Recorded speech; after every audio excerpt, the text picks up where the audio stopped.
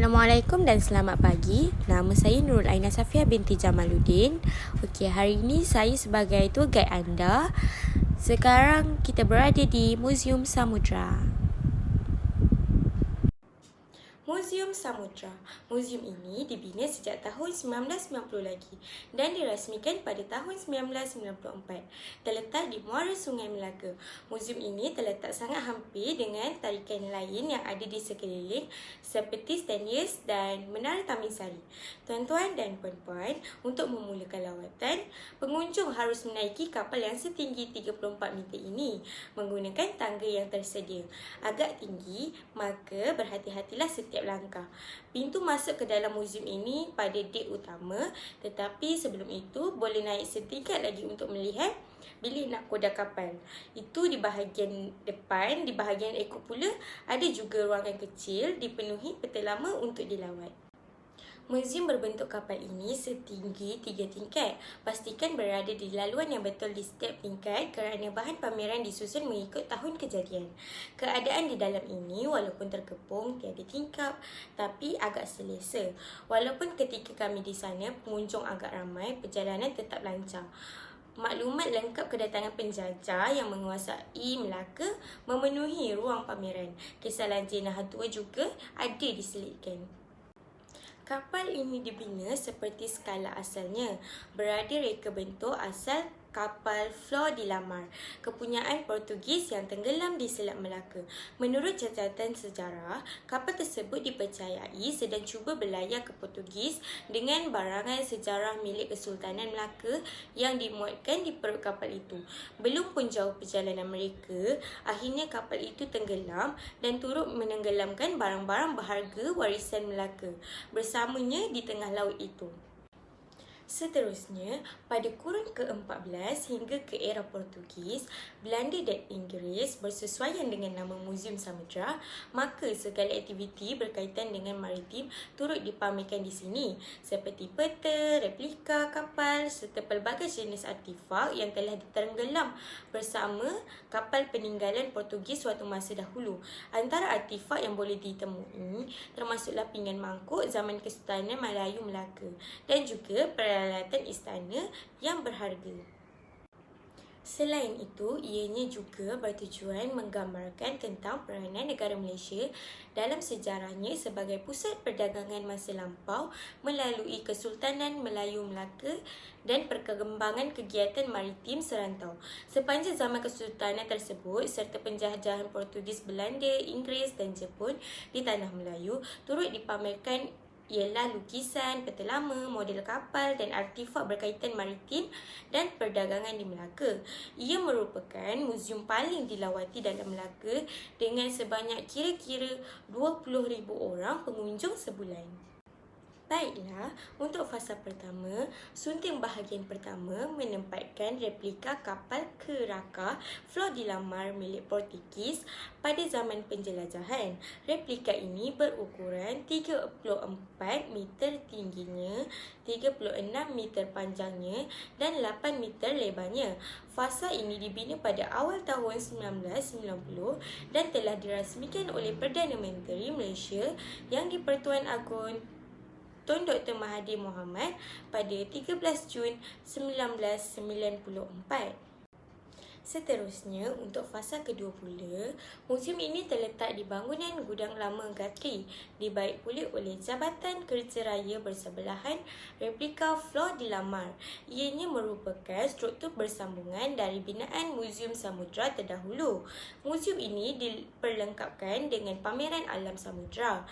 Ia meliputi beberapa tema seperti penerokaan samudra, kehidupan di laut, khazanah dari laut dan yang terbaru sekali adalah pameran WWF. Selain itu, fasa kedua muzium ini telah dibuka kepada orang ramai bermula daripada 23 Mei 1998. Majlis pra-pembukaannya telah disempurnakan oleh YB Datuk Poh Ahtiam, Pengerusi Jawatankuasa Negeri Pelancongan, Kebudayaan dan Alam Sekitar. Ruang pamerannya menggunakan teknologi audio dan pencahayaan khas yang moden dengan tema-tema yang berkaitan dengan dunia maritim. Pameran-pameran yang ada dalam fasa ini lebih menumpu kepada kepribadian alam samudra dan kaitannya dengan alam kemanusiaan yang mengambil kira proses ketamadunan dan perubahan teknologi yang seiring dengan arus pembangunan moden negara. Muzium Maritim Melaka ini terletak betul-betul di hadapan Stand House.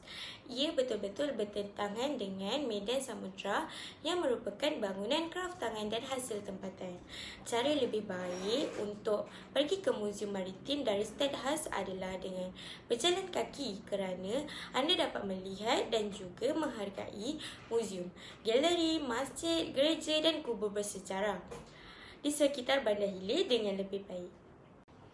Tuan-tuan dan puan-puan, untuk mengetahui dengan lebih lanjut, tumpuan utama muzium ini ialah sejarah maritim Melaka dan zaman kegemilangan Kesultanan Melaka sebagai Emporium of the East.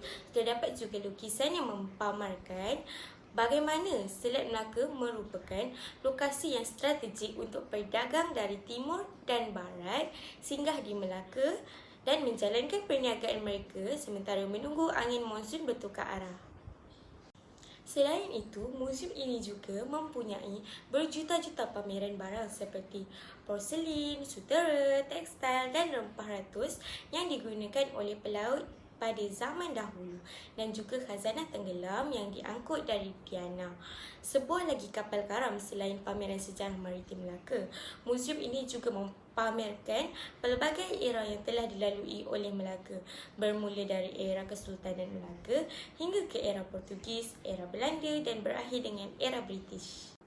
Seterusnya, bagi kapal fanatik, terdapat juga koleksi model kapal yang berbeza yang dipamerkan di muzium. Anda akan dapat mengetahui lebih lanjut tentang jenis kapal dan fungsinya daripada beberapa koleksi yang dipamerkan. Anda juga boleh naik ke atas kapal untuk melihat diorama kabin kapten. Kemasukan ke muzium ini adalah RM3 seorang untuk dewasa dan RM1 seorang untuk kanak-kanak. Ianya dibuka setiap hari dari 9 pagi sehingga 5.30 petang. Semasa anda berada di sini, anda boleh menggunakan peluang sebaik mungkin dengan melawat muzium-muzium yang ada di kawasan yang berdekatan. Tuan-tuan dan puan-puan, setakat ini sahaja yang dapat saya kongsikan. Terima kasih kerana sudi meluangkan masa dan juga memberi kerjasama dengan apa yang telah saya sampaikan. Semoga kita dapat berjumpa pada masa yang akan datang. Ini merupakan pemandangan daripada luar Muzium Samudra.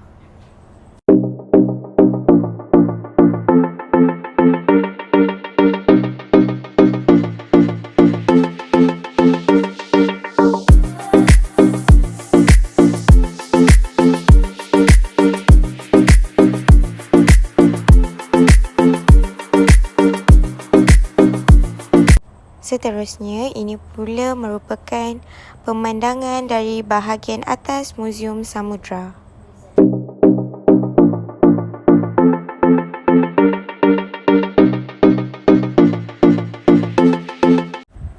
Ini merupakan koleksi-koleksi kapal yang dipamerkan di Muzium Samudra. Seperti yang dilihat, terdapat pelbagai jenis kapal-kapal yang dipamerkan.